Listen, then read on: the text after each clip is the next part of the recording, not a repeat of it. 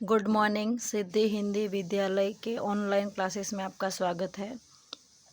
आज मैं आपको उदाहरण 3 किताब का करवाऊंगी जो पेज नंबर 217 पर है। ये जो मेथड है मैं वो मेथड से नहीं करवाऊंगी क्योंकि ये जल्दी से याद नहीं रहेगी, बराबर है। फिर भी आपको जो याद रहे आप वो देख सकते हो। मैं मेथड आपको समझाती हूँ। आपको उदाहरण के द्वारा आप गणना करना चाहते हो तो वैसे भी कर सकते हो, और जो मैं गणना अलग से बता रही हूँ वैसे भी आप कर सकते हो। सवाल में आपको पूछा क्या है, पहले तो क्यू कंपनी को 2 वर्ष की जानकारी निम्नानुसार है जिसमें आपको सकल लाभ का गुणोत्तर ढूंढना है।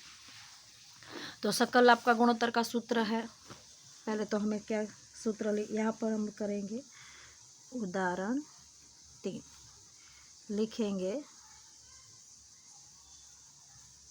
सकल लाभ का गुणोत्तर। सूत्र है सकल लाभ बट्टे में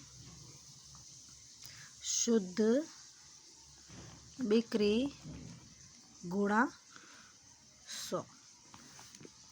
अब सवाल में कहीं भी सकल लाभ तो है ही नहीं। अब देखो बिक्री है, बिक्री वापसी है, प्रारंभिक स्टॉक है, खरीदी खर्च है, अंतिम स्टॉक है। 2 वर्ष का ये सब है। हमें पहले क्या चाहिए, सकल लाभ, वो नहीं। ओके, बिक्री तो हाँ, पर शुद्ध बिक्री नहीं है। बिक्री वापसी माइनस करेंगे तो हमें क्या मिलेगी, शुद्ध बिक्री। तो शुद्ध बिक्री हम ढूंढ लेंगे, सकल लाभ। तो यह सब से देखने से पता चलता है। ओके, सकल लाभ कहाँ से मिलता है, व्यापार खाते से। व्यापार खाता हम बंद करते हैं, या तो सकल लाभ मिलता है तो सकल हानि मिलती है। 11वीं में तो ये सीख चुके हो गया। तो हम यहाँ पर बनाएंगे व्यापार खाता, बराबर है। ओके, 2 साल का। तो मैं यहाँ पर गणना के लिए बना रही हूँ व्यापार खाता। तो गणना के लिए है इसलिए इसको हम थोड़ा रफ भी बना सकते हैं। ये है 2016 के लिए, और ये मैं बना रही हूँ 2017 के लिए। इसमें भी ऐसा 2016 और 2017। व्यापार खाते में क्या होता है, यहाँ पर खरीदी और खरीदी के खर्च कल भी बताया था ना आपको, सेम वैसे ही ये था। कल इस तरह से आपको समझाया था। अब सवाल की 1 बाय 1 हम एंट्री देंगे, ठीक है। बिक्री है 2016 की 10,20,000 और 17 की 15,50,000। कहाँ आएगी बिक्री, तो बिक्री कहाँ आएगी, जमा बाजू। यहाँ पर हम लिखेंगे बिक्री, इसकी है 10,20,000 और इसकी है 15,50,000। उसके बाद है बिक्री वापसी। बिक्री वापसी वो क्या होगी, बिक्री में से माइनस। तो हम बिक्री में से बिक्री वापसी करते हैं माइनस। इसकी है 20,000 और इसकी है 50,000। ये हुए 10 लाख और ये हुए 15 लाख। फिर क्या है सवाल में, प्रारंभिक स्टॉक खरीदी। प्रारंभिक स्टॉक 1,40,000, 1,60,000। खरीदी है 6 लाख और 8,000।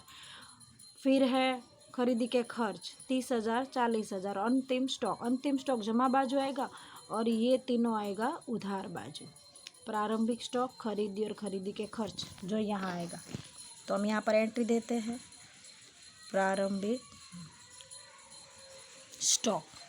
प्रारंभिक स्टॉक है 2016 का 1,40,000 और इसका है 1,60,000। आप किताब के साथ में रख कर भी वीडियो स्लो करके भी आप देख सकते हो।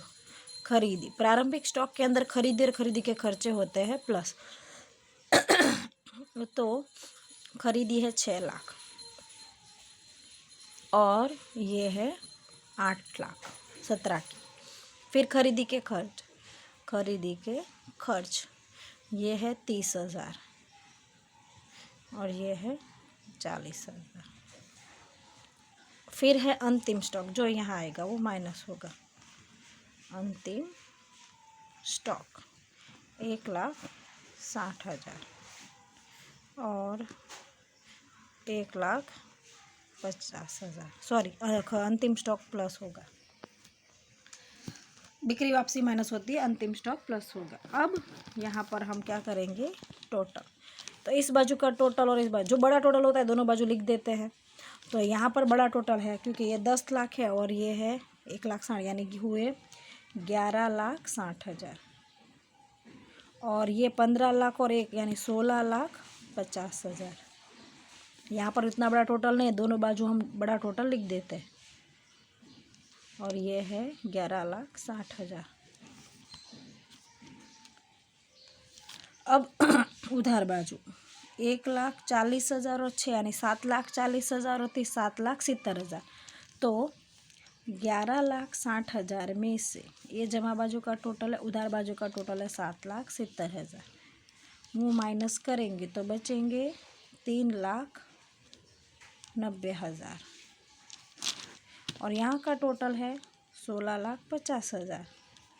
उसमें से 1,60,000 और 8 लाख 9,60,000 और 10 यानी कि 10,60,000 सॉरी 10 लाख। 6 और 4 10 यानी 2 लाख और 8 10 लाख हो गए। तो ये 10 लाख गए हुए 6,50,000। ये व्यापार खाता रफ में बनाना है आपको, परीक्षा में आपको इसी का मार्क्स मिलेगा। ये रफ में गणना है, इसलिए इसमें मैंने आपको समझाने के लिए थोड़ा टाइम लिया है। आप जितना हो सके उतना स्पीड में कार्य करना, बराबर। और ये मेथड मैंने व्यापार खाते से बनाई, आपकी किताब में थोड़ी अलग पद्धति से है। तो आपको यस गणना से उत्तर लाना है तो भी आप ला सकते हैं, और व्यापार खाते से उत्तर लाना है तो भी। व्यापार खाता तो कैसे भी करके हमको सीखना ही है। क्यों? क्योंकि आपका एक लेसन पूरा आर्थिक चिट्ठी का आएगा जिसमें व्यापार खाता पहले आता है। 11वीं में भी सीख चुके हो, तो व्यापार खाता इजीली हमें याद रहता है। इसलिए मैंने आपको ये मेथड सिखाई, क्योंकि इसको याद रखने के लिए दिमाग पर ज़्यादा जोर क्यों दे। हमें व्यापार खाता आता ही है तो उसी पद्धति से फटाफट गिन लेना। नया खाता क्यों याद करें इसको, सिर्फ इसी के लिए, बराबर है।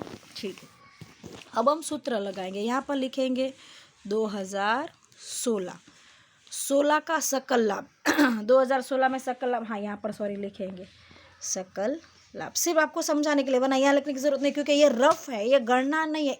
ये सवाल, ये उत्तर नहीं मांगा है। ये उत्तर मांगते तो हम परफेक्ट लिखना पड़ता, पर हमें ये उत्तर नहीं मांगा है, हमें तो ये ढूंढना है सिर्फ। तो हमने ये गणना की, ये रफ है, तो इसके कोई मार्क्स आपको अभी इसमें मिलेंगे नहीं, इस सवाल के लिए नहीं मिला। तो 3,90,000 मतलब व्यापार खाते के मार्क्स नहीं, हाँ गणना का एक मार्क्स होता है, पर परफेक्ट व्यापार खाता परफेक्ट नहीं बनाया चलो मार्क्स काट ले, ऐसा होगा नहीं। तो आपका सकल लाभ है 3,90,000, 2016 का है 3,90,000। शुद्ध बिक्री, इससे पहले सवाल में सिर्फ बिक्री थी तो हम वो डायरेक्ट शुद्ध बिक्री लिखते थे। आज सवाल में क्या है, बिक्री और वापसी दोनों है। तो शुद्ध बिक्री ये दोनों हो तब इसे शुद्ध बिक्री कहेंगे नहीं। शुद्ध बिक्री ये है, बिक्री वापसी माइनस होने के बाद जो होती है उसे शुद्ध बिक्री कहते हैं, वो है 10 लाख। इससे पहले उदाहरण 2 तो डायरेक्ट बिक्री थी, उदाहरण 1 उसमें भी डायरेक्ट बिक्री थी, तो इसको हम शुद्ध बिक्री कह सकते हैं क्योंकि वापसी नहीं है। पर हमारे सवाल में बिक्री है और वापसी दोनों है, इसलिए इसे हम शुद्ध बिक्री कहेंगे नहीं। इसमें से माइनस करके जो मिलेगा उसे कहेंगे शुद्ध बिक्री। तो शुद्ध बिक्री है आपकी 10 लाख, तो वो यहाँ पर।